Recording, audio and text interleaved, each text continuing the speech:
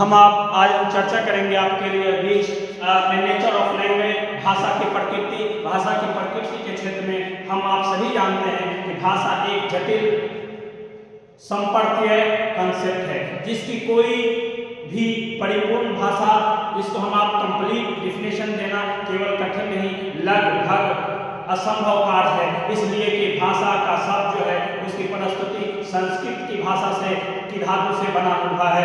एक शब्द है, एक एवं शब्द भाषा का अर्थ बोलना है और बोलने का बोलना होता है। इसलिए हम आप के द्वारा जो बोला जाए वो बोले जाने वाली भाषाओं को हम आप भाषा का नाम देते हैं। और भाषा के क्षेत्र में बहुत सारे हम अपने अपने महत्वपूर्ण योगदान देते हैं। जैसा कि इसके बारे में बहुत सारे थिंकर्स ने अकॉर्डिंग टू वेबस्टर ने इस भाषा के क्षेत्र में अपनी अपनी, जैसे वेबस्टर एक थिंकर हैं, इन्होंने भाषा के क्षेत्र में ये कहा है कि भाषा एक अत्यंत सरल परिभाषा देते हुए वो कहते हैं भाषा भाव या विचार को आदान प्रदान करने की एक प्रक्रिया है, जिसके माध्यम से हम आप अपनी बात एक दूसरे व्यक्ति तक प्रस्तुत करते हैं। वेबस्टर ने कहा है। दूसरे थिंकर हैं, वो दूसरे थिंकर हैं अकॉर्डिंग टू रेबर के अनुसार भाषा की प्रकृति के क्षेत्र में बताया गया है कि भाषा की जो प्रकृति है वो किसी न किसी रूप में हम आप क्या करते हैं,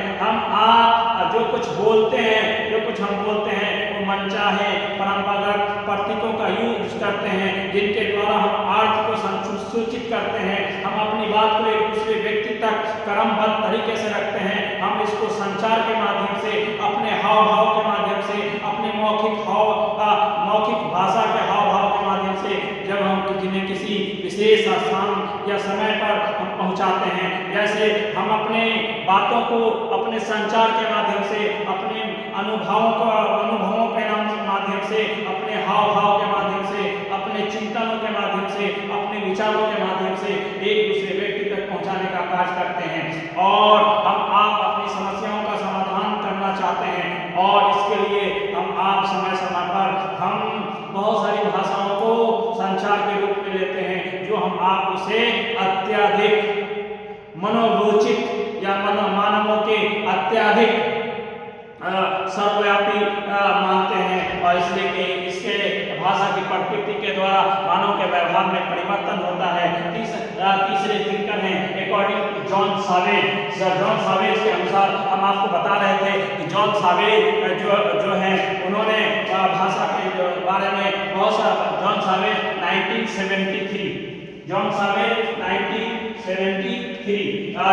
1973 के अनुसार जो है वो भाषा को अलग अलग रूपरेखाओं में बताने का प्रयास किया है। और ये बताने का प्रयास किया है कि भाषा जो है वह एक अत्यधिक या फिर कह सकते हैं अति व्यापक क्षेत्र है, जिसके माध्यम से हर व्यक्ति अपना अलग अलग निश्चयात्मक परिभाषा देता है, जिसको हम आप कहते हैं कंक्लूसिव डिफिनेशन, जिसकी जो बहुत सारे प्रश्नों का उत्तर देता है। हर व्यक्ति अपने अपने क्षेत्र में प्रश्नों की अवधारणाओं को बताता है और बताने के क्षेत्र में, जैसे एक थिंकर जॉन सावेज के बारे में हम बता रहे हैं कि जॉन सावेज ने भी भाषा के प्रकृति के संदर्भ में 2-3 बातें जो बताई हैं वो बहुत बहुमूल्य है। वो उसमें सबसे पहले यह है कि वोकल लैंग्वेज, जिसको हम आप मौखिक भाषा के क्षेत्र में या मौखिक भाषा के रूप में जानते हैं। दूसरा जो है वो डिटेल लैंग्वेज, जिसे हम आप लिखित भाषा के रूप में जानते हैं। तीसरा है सिंबॉलिक लैंग्वेज, जिसको हम आप प्रतीकात्मक भाषा के क्षेत्र में जानते हैं। इसलिए कि जब इन सब का हम प्रयोग करते हैं तो ये इन सब चीज़ों का प्रयोग केवल मानव जाति ही करती है। पशु पक्षियों के द्वारा भाषा के इन स्वरूप को प्रयोग नहीं किया जाता है।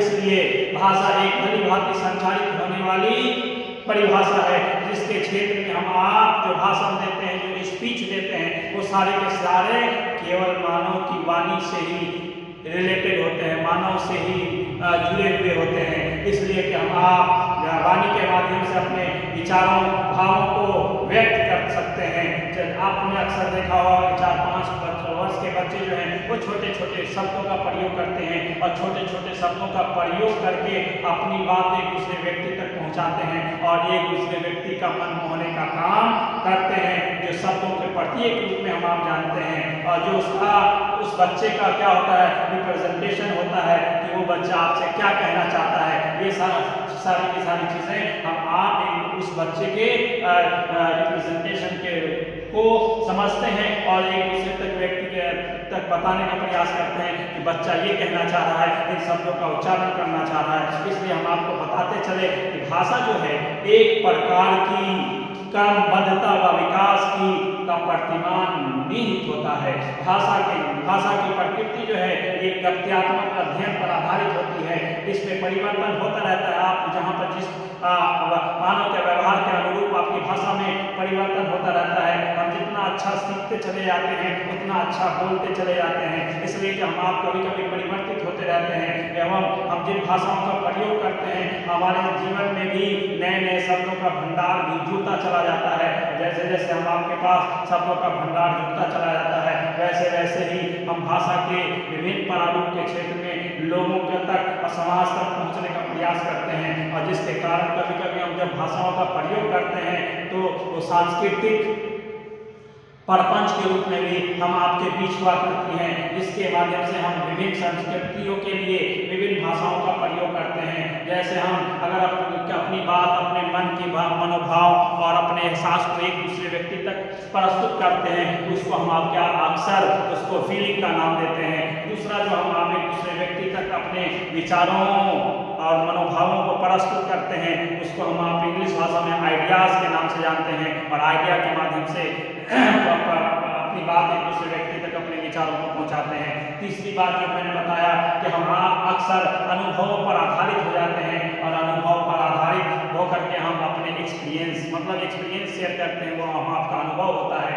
इसलिए विभिन्न ढंग से शब्दों या प्रतीकों का प्रयोग किया जाता है ताकि विभिन्न प्रकार की समस्याओं को साधारण बनाया जा सके और भाषा की प्रकृति के क्षेत्र को और विस्तृत किया जा सके और लोगों की समस्या का समाधान के लिए साधन सेवी के रूप में महत्वपूर्ण भूमिकाओं का आदान प्रदान करना चाहिए ताकि लोगों की भाषा की प्रकृति के क्षेत्र में जितनी समस्याएं हैं उन सारी समस्याओं का समाधान हो सके। हम आप सबों से रिक्वेस्ट करते हैं कि आप हम लोग हमारे चैनल को सब्सक्राइब करें और एक दूसरे व्यक्ति तक शेयर करें और जो आपके महत्वपूर्ण सुझाव हो हम तक पहुंचाएं ताकि मैं आगे अगली वीडियो में आपसे के बीच उस संदर्भ में अच्छी प्रस्तुति दे सकूं। धन्यवाद, आभार।